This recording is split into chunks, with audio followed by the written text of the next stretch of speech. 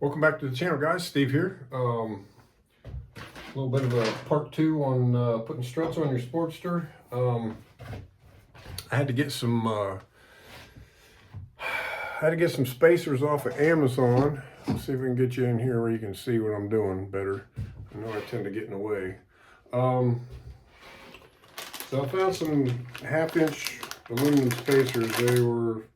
Can only get them at 3/4, which I spec'd them out kind of like at 5/8, but actually I put the other strut on with these. It worked out just fine. So we're going to do the same thing here, and hopefully it pans out. So on this side, so let's go ahead and get this shock off of here. As soon as I figure out what I did with that other 3/4 inch wrench. It's just evading me.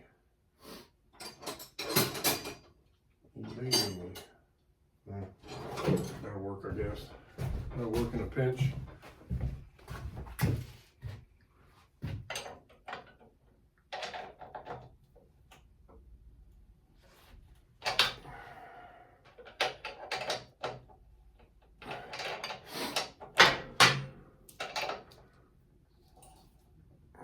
Now it wants to turn. There we go.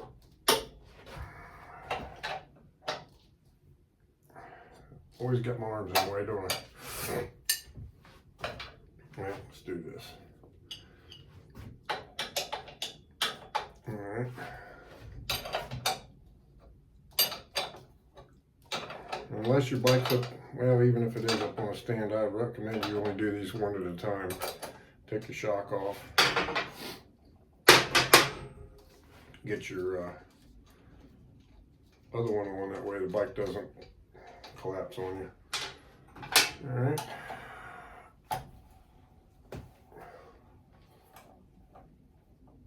Now, something I'm wondering about here is I might actually have a little bit shorter. Some had that fly wash. There. All right.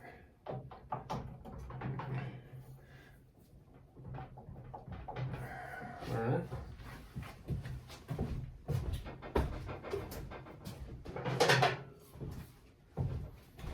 All else fails, get the trusty pry bar.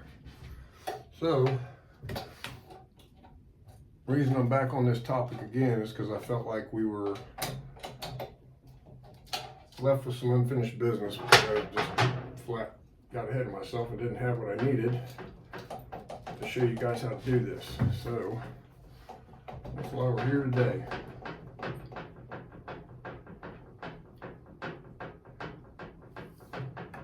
Good God, man, come on. All right. So most definitely, this one worked on the top. Worked on both sides on the other one because this bolt was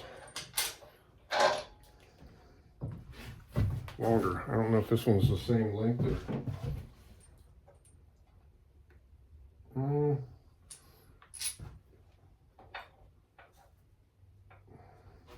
yeah, I think it'll work.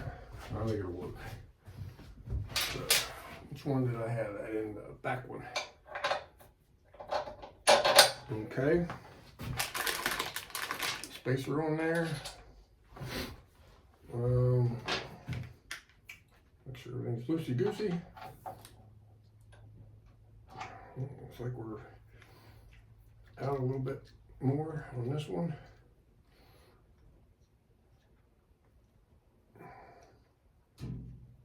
There we go. Found a bit. So close. There we go.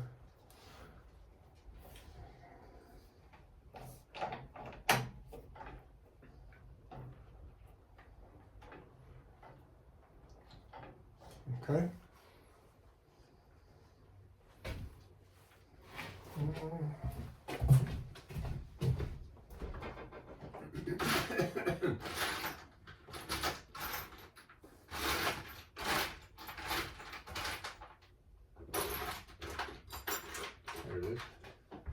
I'm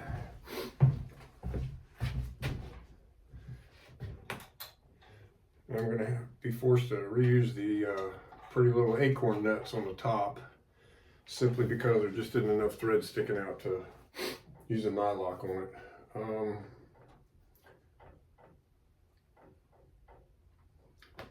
Again, I could have angled it more in on the top, but it's equally spaced on both ends of it, so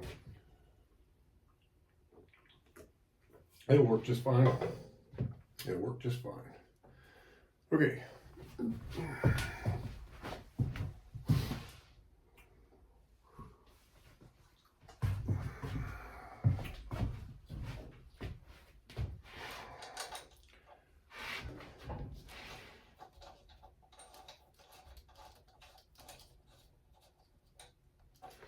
All right.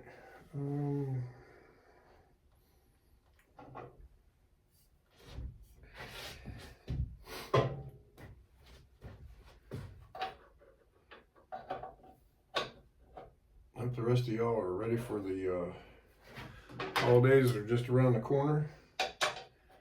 I'm actually getting ready to go home and visit some family. I think we leave Thursday. Nice little 7-hour trip to Marysville, Ohio. Central Ohio. Just a little bit northwest of Columbus. Okay.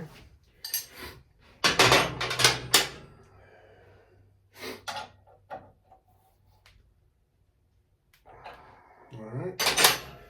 Now, once you get this on here, and I did this with the other one, make sure you turn it to where you can get it snug, so there's no length difference between the two of them. And then what I'm going to do here is I'm going to hold this guy still right here, and then tighten this jam nut.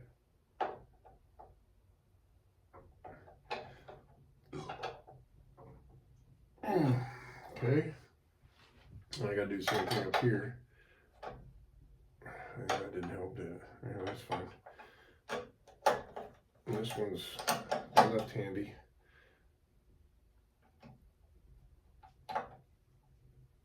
It's a little tricky getting these things, getting these eyelets so they're not facing some goofy direction when you tighten it down. There it is. So that took the place of that. Weighs a lot less. So when I do go buy another $150-some fender, I won't be tearing it up anymore. Again, I'm pretty confident in this. Bike will handle this just fine. I definitely would not recommend doing this on a stock wheelbase bike. So, but this one being 10 over, which is 66-inch wheelbase. Again, it's a mild motor. It did wheelie a little bit when it was in stock wheelbase, but since I stretched it out, I've yet to even come close to picking the front tire up. So this is going to save me some weight on the bike. It's going to stop diving severely on launch. It'll wasted energy in my 60-foot time. So I'm sure I'll have to relearn the clutch again just to what kind of a touch it's going to take to get it going. But that's it in a nutshell, man. I think I paid $10 for 10 spacers. I've got enough to do the other bike as well.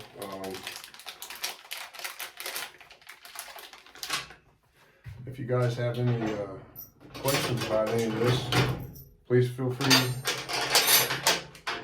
to drop me a comment. Now I got a set of shocks to put on the giveaway bike. There we go. Yep. It's slowly inheriting all kinds of good pieces parts.